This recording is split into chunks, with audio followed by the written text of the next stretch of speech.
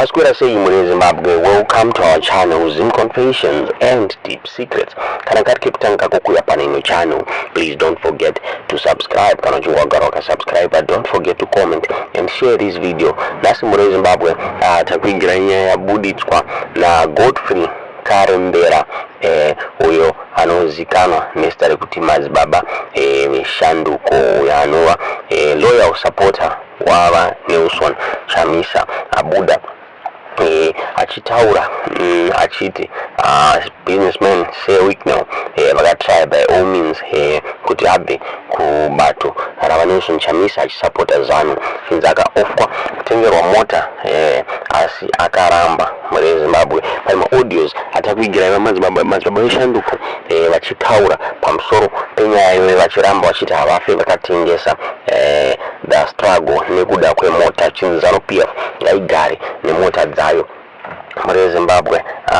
Ndofunga pakabuda agent wa Wicknell Chivayo uyo ari kuzikanwa achinzi Victor akabuda pa social media akapublisha a message achitaura iye achiti Madzibaba Veshanduko must travel to his offices to collect a car kana mushure mekunge varamba Nelson Chamisa is his leader muri Zimbabwe.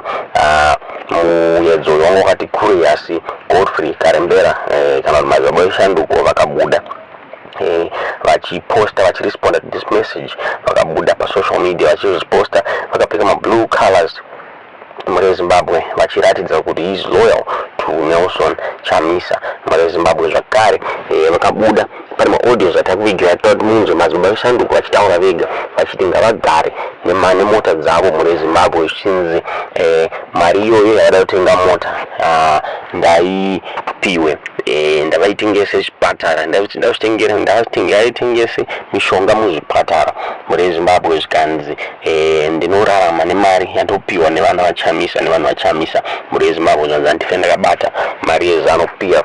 This is not the first time izvi zvaitika mugore ra2022 muna October. Zanu-PF Youth League National Deputy Political Commissar vataurai Kandishaya vakaclaima kuti Madzibaba Veshanduko vanga vajoina Zanu-PF. Vakataura ivo vachiti Madzibaba Veshanduko vakataura ivo vachiti Commissar, let's go to my house so that we talk. He said Madzibaba upenyu wakandiomera ku CCC vakuru vanodya vega. Buy me a battery for my incubator.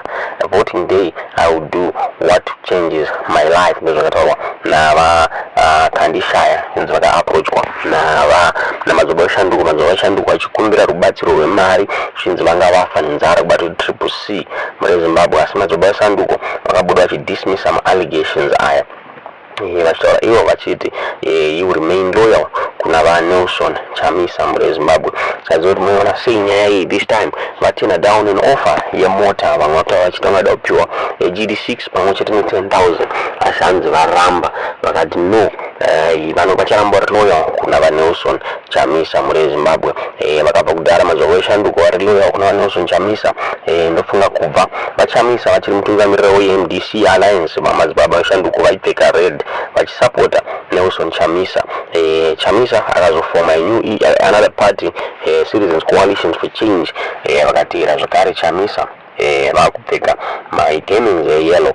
So now Chamisa paakazofoma his latest blue movement iyi Madzibaba Veshanduko vakabuda vachiindosa this blue movement. Vakabuda vakapfeka the blue garments iro ramuri kuona ravakapfeka apo. So now vari kufamba zvakare nana Amos Chibaya nana Ostalo Siziva mumameetings avari kuita muri Zimbabwe vachipledger his allegiance kuna va Nelson Chamisa. Tisingazive munoona sei nyaya iyi. Tidziwe zvamuri kufunga pamusoro penyaya iyi mucomment section kuti Madzibaba Veshanduko avo vachifanira here kutora this gift from Chivayo kana kuti zvavaita is the right movement. Vakawanda varikutaura kuti vaita the wrong move, vachafa nenzara kubata opposition harina mari, vachafa nenzara. Then the other guys are saying kuti Madzibaba varatidza kuti vari loyal kuna vachamisa, chinzi vachamisa dai vavaitirawo something. Amene munoiona sei nyaya yetudzo zvamukufunga pamusoro penyaya iyi mu comment section. Pari zvino tauda kumbokusiyai muchinzwa Madzibaba Veshanduko achizvitaurira vega pamusoro penyaya iyi. Inzwai maaudios aya muridze zvamukufunga pamusoro penyaya iyi mu comment section. Ndepiko denze zviseko denze kuri seko kwamuri ikoko. Nyaya muri kunzwa iri kutenderera pa social media kai inotondirwadza. Moyo chena wevanhu veZanu-PF ndewei wekuti vandipe motikari nemari. Vanhu vakandirova ndisina kupfeka chidhina kunhengo dzanguku. Izvezvo upenyu hwangu denzika ndikurarama zvezvezvo kuti ndototambura kurasa mvura. So moyo chena wavo ndewei. Handife ndakatambira chinhu chezanu, handife ndakatengesa struggle, handife ndakayanana nevanhu vezanu, never. Ende kupenga ukaona vanhu vachizama kuti tipe Madzibaba zvinhu zvakadaro, ngavatenge mapiritsi, maparaseti chaiwo vaise muzvipatara pamari yangu iyoyo yanga vaida kundipa, pamotikari yacho yanga vaida kunditengera. Ngavatotengesa motikari yacho vatenge mapiritsi vaise kuzvipatara, not kuti vape Madzibaba Veshanduko. Ini ndinomira na President Advocate Nelson Chamisa. Ndakataura kumashure ndakanzi na President Chamisa jamba ndinojamba, ndikanzi svetuka ndinosvetuka, ndikanzi 10 left ndino 10 left, ndikanzi 10 right ndino 10 right. So handipenge. Kupenga kwavari kuita vanhu vezanu vapererwa zvino, kupererwa chaiko chaiko. Zvinondirwadza kufunga hako denzi. Masitupeti vanhu vana ngavasiyane neni, handitombodi. Vanzvadzika handina kutopusa kaini, ende handipenge, handitengese struggle nokuda mota, tengese struggle nokuda mari. Ndoda kudiwa nevanhu, ndodawo vanhu, kwete kuti kuda zvinhu. Handipenge. Kupedza nguva kwavari kuita Wicknell wambozama nekuno ndokupa GD6 ne10,000. Ndazviramba ndati handipenge, ndichabatsirwa nevana vaPresident Advocate Nelson Chamisa. Dhora iroro ndinodya ndikararama, kwete kupirwa zimotikari rekuti handipenge. Zvekupenga izvo. Vana vachamisa ndovachandipawo dhora iroro ndichirarama, $10 iyo, $5 iyo ndichirarama, kwete mazikutukutu avo emari. Ngavatenge mapiritsi kuzvipatara uko, ngavasiyane neni matuzha avo. Tengese struggle nekuda mari. Ndoda kudiwa nevanhu, ndodawo vanhu, kwete kuti kuda zvinhu. Handipenge.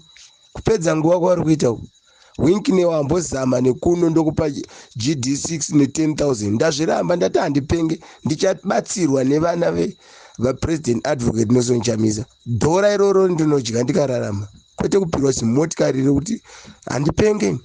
Zvekupenga izvo. Vana vachamisa ndovachandipawo dhora iroro ndichirarama, $10 iyo, $5 iyo ndichirarama, kwete mazikutukutu avo emari. Ngavatenge mapiritsi kuzvipatara uko, ngavasiyane neni matuzha avo.